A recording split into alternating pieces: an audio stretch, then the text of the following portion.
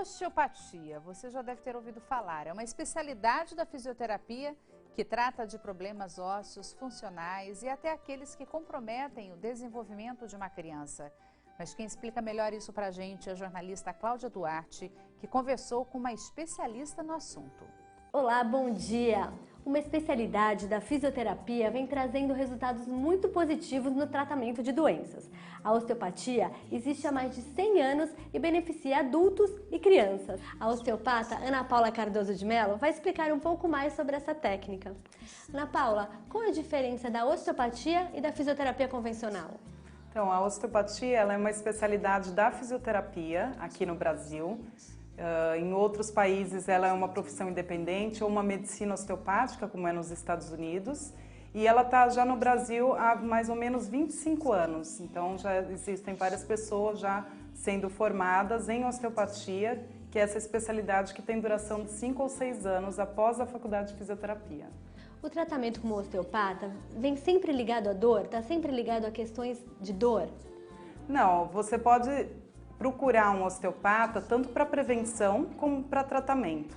Então existem as mais diversas patologias ortopédicas que normalmente nos procuram, então em casos de hérnia de disco, em casos de cervicalgia, lombalgia, ou então também em casos, por exemplo, como criança, com o caso de cólicas, de otites, de refluxo, irritabilidade, ou então entupimento do canal lacrimal. Então tem diversas patologias que podem ser tratadas e beneficiadas com a osteopatia. Que bacana, até as crianças são beneficiadas. Só com as mãos você consegue fazer algum tipo de mobilidade óssea? A gente trabalha com a parte de mobilidade das suturas, então no caso de bebês, onde as suturas ainda não estão fechadas, a gente trabalha então mobilizando aqueles ossos para que as suturas elas se juntem de forma adequada. No caso do paciente Pedro, nós já realizamos 4 sessões de osteopatia com ele e ele veio com um probleminha, na verdade ele tinha uma deformidade pequena na região posterior do crânio, porque dentro do abdômen da mãe, dentro do útero da mãe, ele estava numa apresentação para nascimento, só que era uma apresentação frontal, então ele estava com a face em direção ao canal do parto. E ele ficou muito tempo com a cabeça em extensão e em rotação. Isso aconteceu, então, pressões diferentes na região posterior do crânio, que deixou o crânio um pouco mais achatado. Já no caso do Lorenzo, ele veio, a mãe já foi paciente minha de osteopatia, já conhecia a osteopatia e depois teve o Lorenzo e trouxe ele com 1 mês de vida.